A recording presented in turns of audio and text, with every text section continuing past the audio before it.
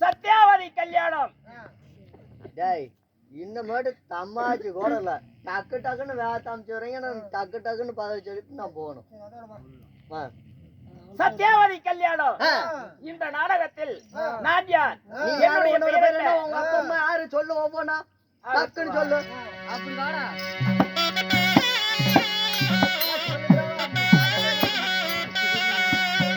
அம்மா மல்லிகை மலர்ந்துடி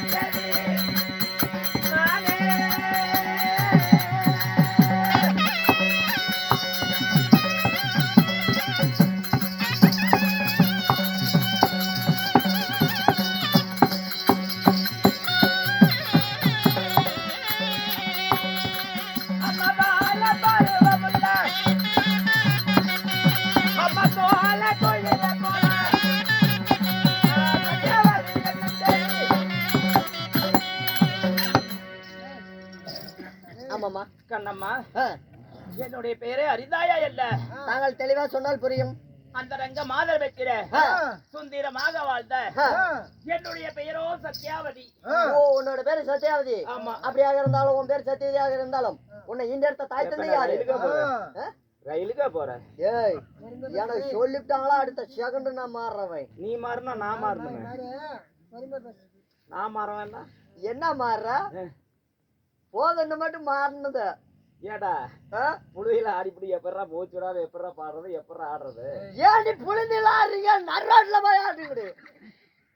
மெயின் ரோட்ல வாயால கூட்டு வந்து விட்டு நாங்க ஆடுறோம். ஏயா குடியில வேற வேணா எழுப்பி வேணா கடப்பாறை எடுத்துட்டு வாங்க. இல்லன்னா சேஜிபி கூட்டிட்டு வாங்க.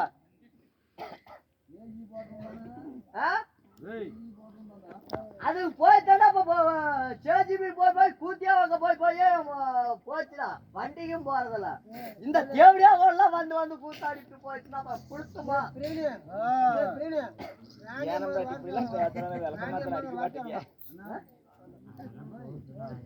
ஏன் அப்படி பாக்குற? பேசுறாங்க கேட்க மாட்டேன். வேற கோட்டர் ஊத்தி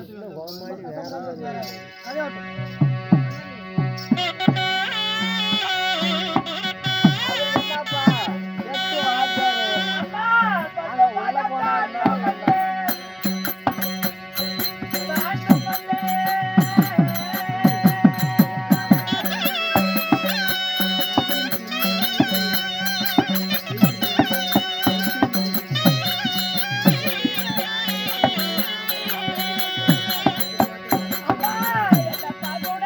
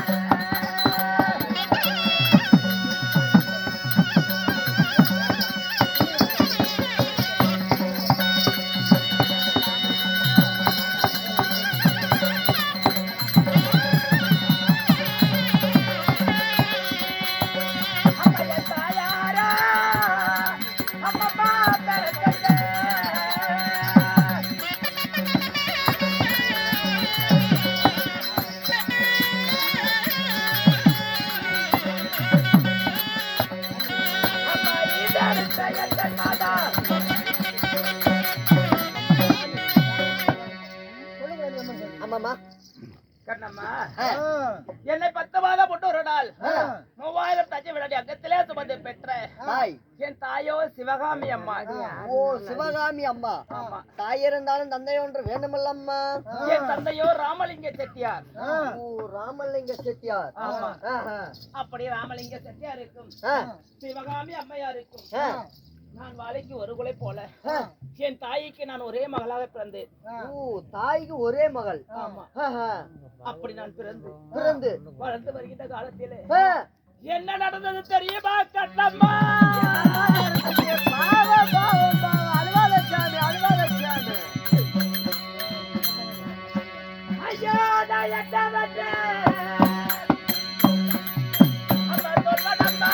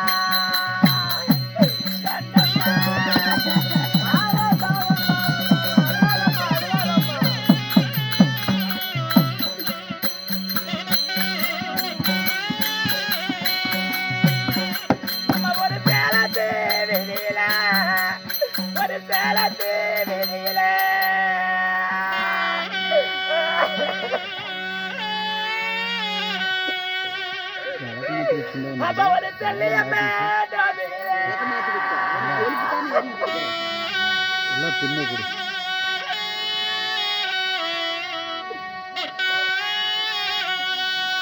அப்ப இந்த செல்லத்துக்கு விட்டாயே ஒரு சேர்க்கணக்கா விக்கிறம்மா.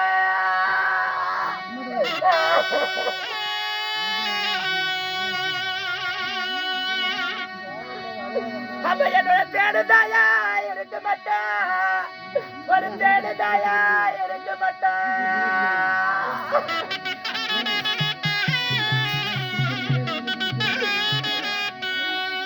அம்மா ஒரு திறக விரியும் அம்மா, ஒரு தேர்தலுக்கா வாங்கும் அம்மா.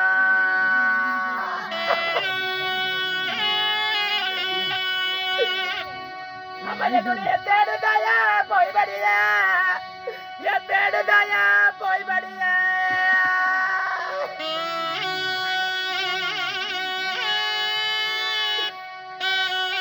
அம்மன ஒரு திறக விரிச்சலுத, ஒரு சேர்த்தனத்தை போத்தலுத.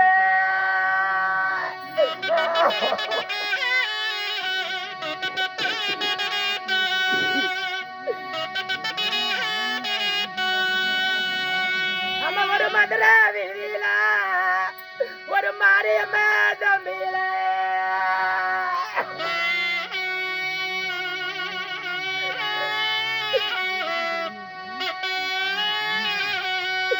அம்மா இந்த வயதுக்கு விட்டாயே ஒரு மனு கணக்கா விற்கிறம்மா.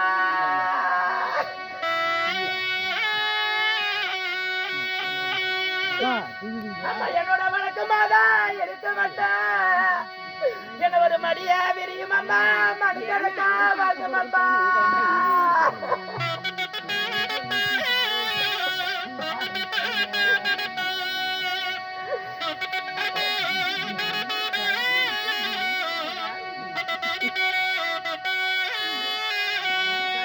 என்னோட வழக்கமாதா போய் மடியா நான் ஒரு மடியா விரிச்சழுவே மடி கணக்கா நின்னழுவே